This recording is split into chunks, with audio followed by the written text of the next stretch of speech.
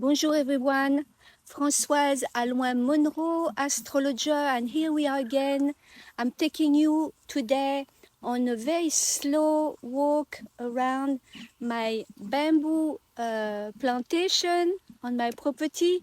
It's just to celebrate this beautiful super full moon in Taurus.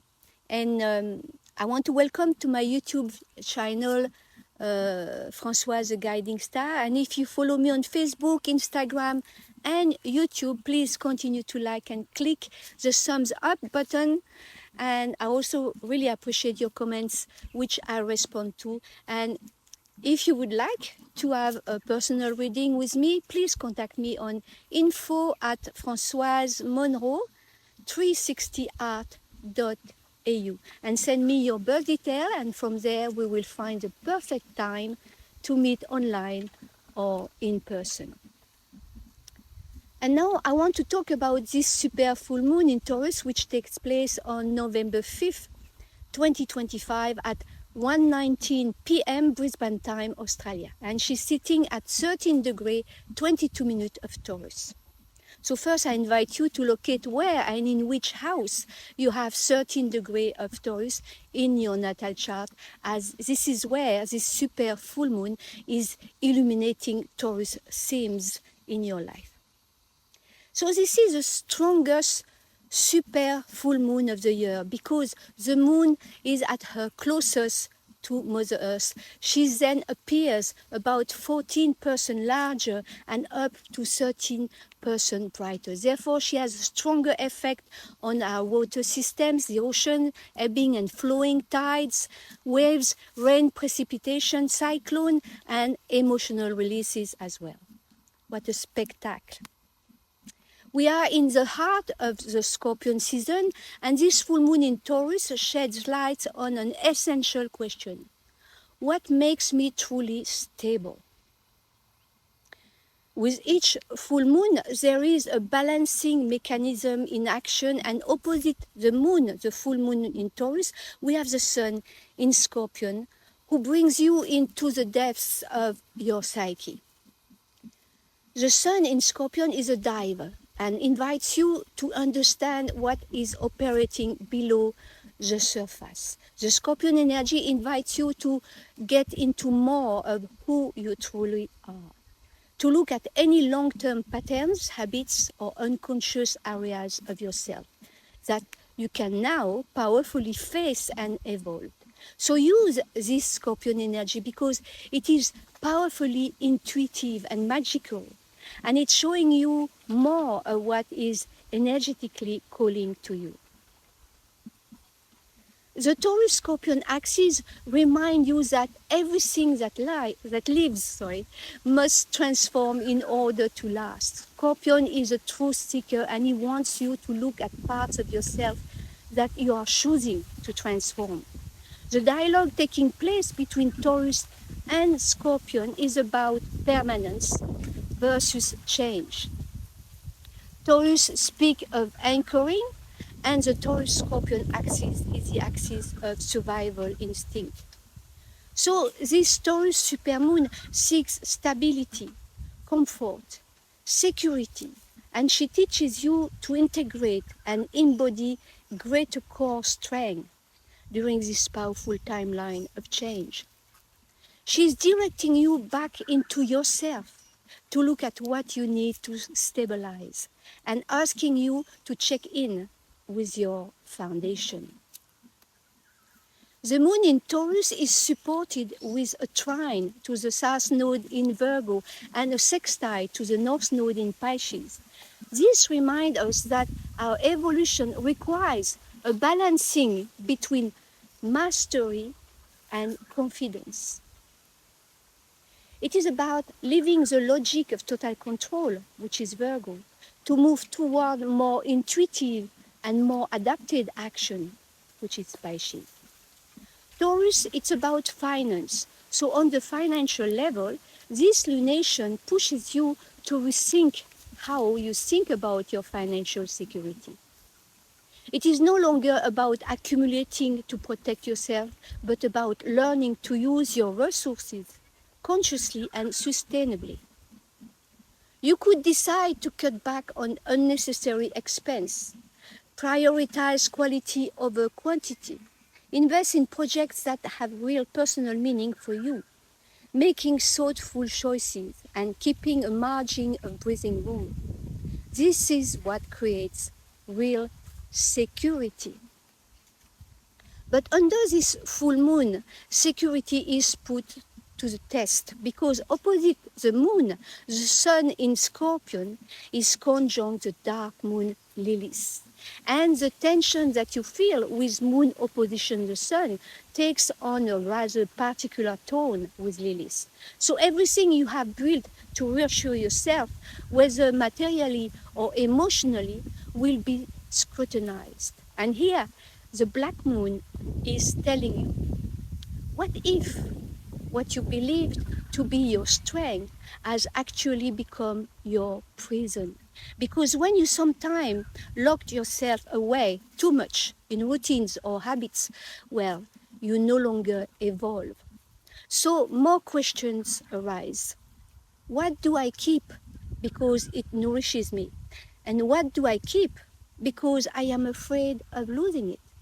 Lilith in Scorpion brings a karmic dimension and she awakens fears linked to loss and abandonment and especially dispossession. So under the light of this Taurus full moon, it is not just about looking at what you possess, but also what possesses you. And the need for security is never just material. It also speaks to your relationship with trust, with life, with others, but first of all, with yourself.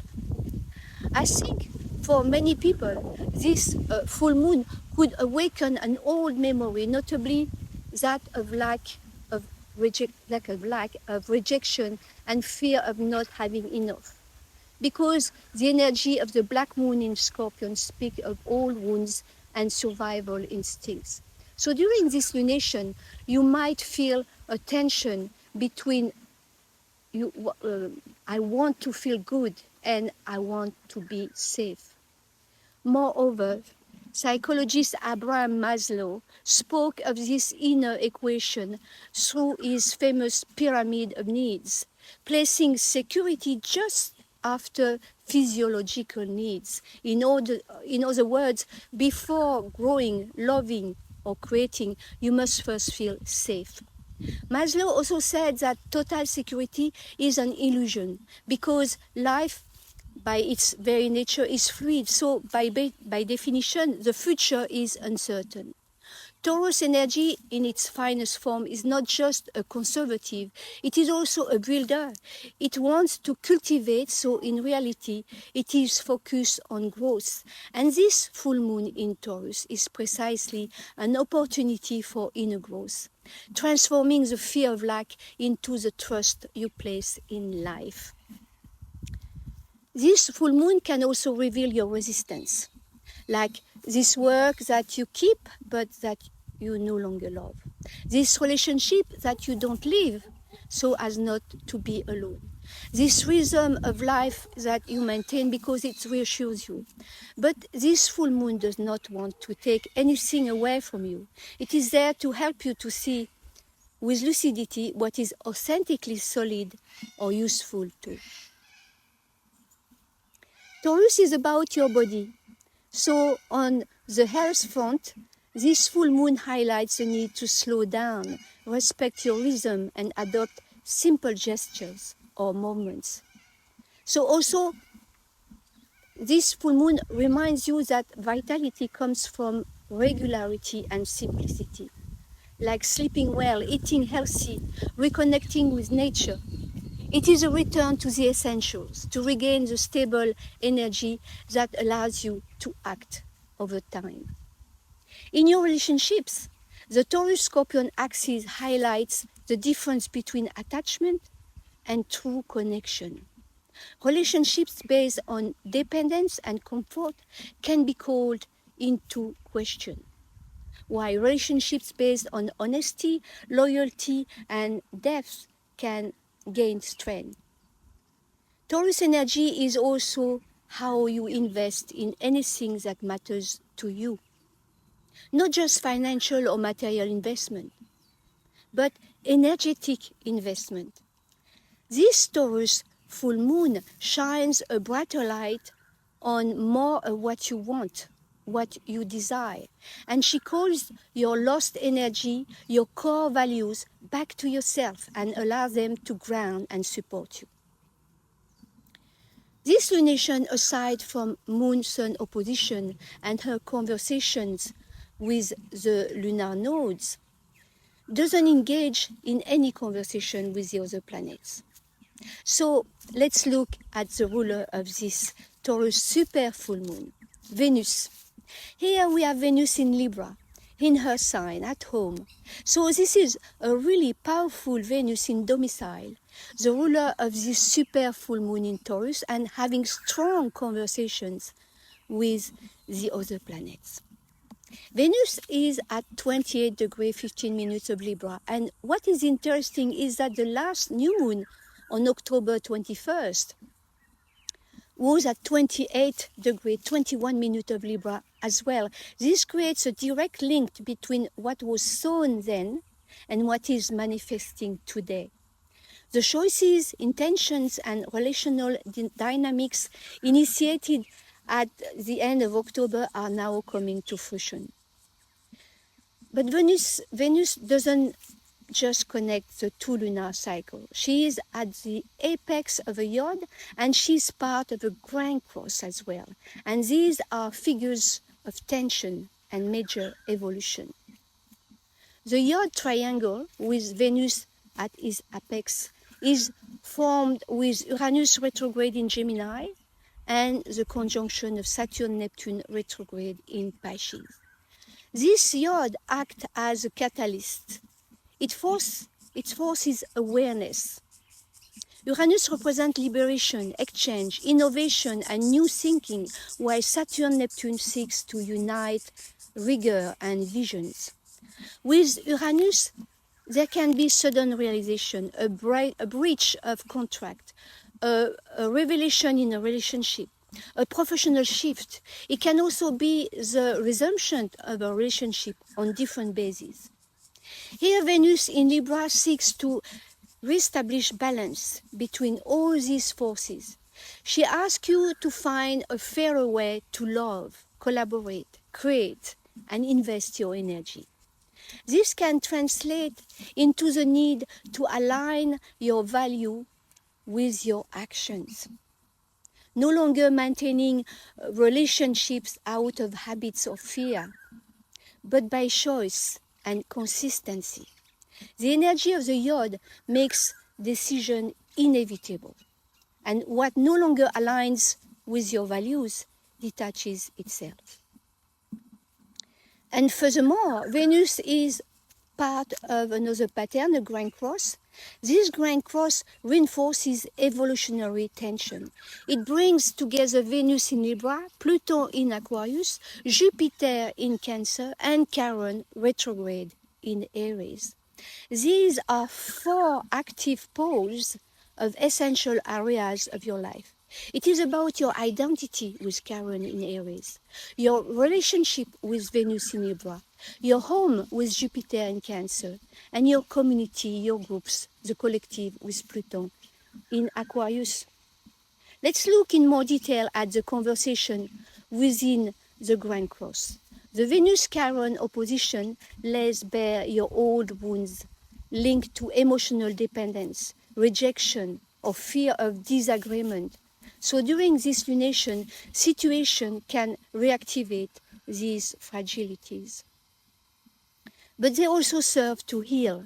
You are invited to say what you feel, to set your fair boundaries, to recognize your worth without waiting for external approval. The Venus-Pluton square pushes you to transform your relational or social patterns which have become obsolete. What is based on domination, control, or appearances will no longer hold. Connection must be based on the shared truth, a form of true equality. The Venus-Jupiter square reminds you that too much protection or too much emotionality can stifle your growth. You must find the right balance between opening your heart and your lucidity. Venus in Libra wants to bring in balance. And with the Taurus full moon energy, Venus wants to bring balance into your self-worth, your needs, your relationships, your partnership, your connections. This energy is about how you express who you are with others and how you share your needs. Venus in Libra allows you to be more objective. She invites you to be a good listener, a kind friend, and you are looking for reciprocity with what you value in yourself. This Grand Cross is a cardinal Grand Cross, meaning it involves cardinal signs, so it forces you to act and therefore to take a stand and to build a new, more stable order in your life. And within this Grand Cross, there's a 10th cardinal T-square, which is highlighted, with Jupiter at its apex. It is remarkable because Jupiter is exalted in Cancer, and on one side, Jupiter squares Chiron, retrograde in Aries, and on the other side, he squares Venus in Libra. The Jupiter's Chiron square is about a growth that is possible. It is an ongoing square conversation until December 2025 and again in June next year, 2026. This square brings up more of what you are here to emotionally heal, reframe, grow from, and mature through with Jupiter. That affected any parts of your sense of self-identity, independence, confidence, and a more integrated warrior self with Chiron.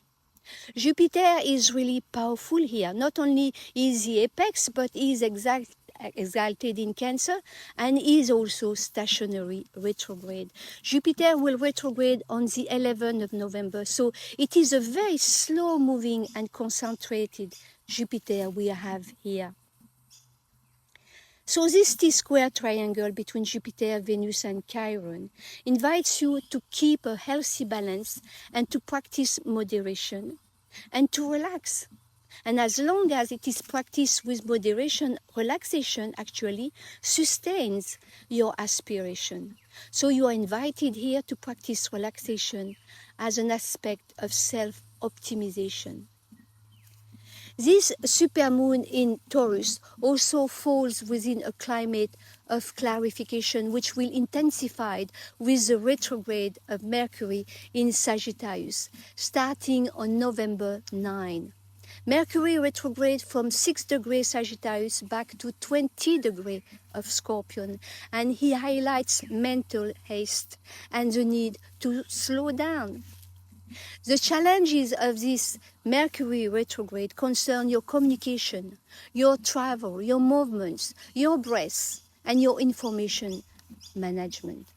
And Mercury will completely emerge from this shadow zone on December 17. So this period from November 9 to December 17 acts as a second reading of recent events. This means that the truth you believe you hold now during this full moon in Taurus could evolve, become more refined and nuanced over the course of the months. So before deciding, observe, listen. Before moving, align yourself with your aspirations. You review your intention, you correct misunderstandings, and you refine decisions made too quickly.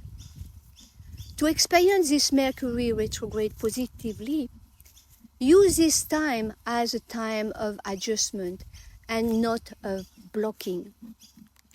During this Taurus super full moon, it is very important to stay clear-headed because Mars and Mercury are conjunct in Sagittarius, which is a fire sign that is enthusiastic, exploratory, often in a hurry to do, to say, to act, to understand. Mars-Mercury in Sagittarius pushes you to act with courage and dare to say what you think, to dare to act for what you believe, And as Mercury is about to retrograde, so true wisdom lies in moderation. And remember that when Mercury returns to Scorpion, your speech becomes more introspective, more lucid, but also more sharp, with no filter. The sign of Taurus is one of the slowest signs of the zodiac, so it is a period of slowness. And Taurus' real job is not to resist. It is really to learn to feel stable, even when everything around you is changing.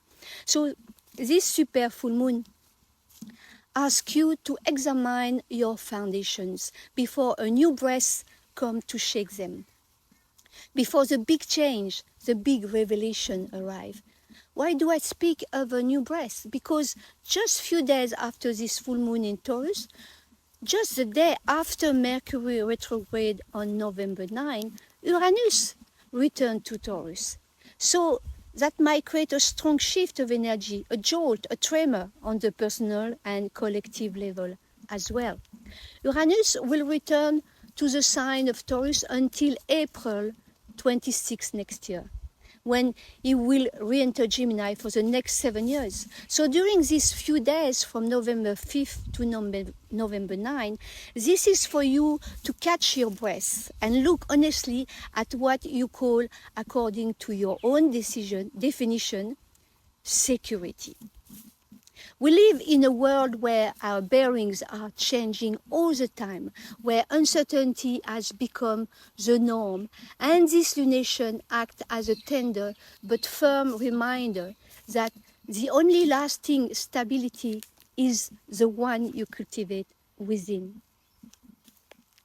We are all at the balance point before the tipping point. And this super full moon is a bit like the calm before the storm. So Uranus returns to Taurus and brings a big revelation that is necessary for evolution. Uranus does not want to destroy, but he changes things and frequencies so abruptly that this can be devastating. So this full moon just before Uranus' big shifts offer you a space for observation, like a conscious pause. So it is like a suspended moment between two realities. On one side, there is the one that is slowly crumbling, and on the other side, there is the reality that is about to emerge. So until next April, you may be called to change an exhausted professional model, to sell a property that freezes your energy, to live a lifestyle that is too heavy, or to simplify your possession for more autonomy. Yes, it feels like we are in a reboot phase. And in January, February next year, Neptune first followed by Saturn will re-enter the sign of Aries.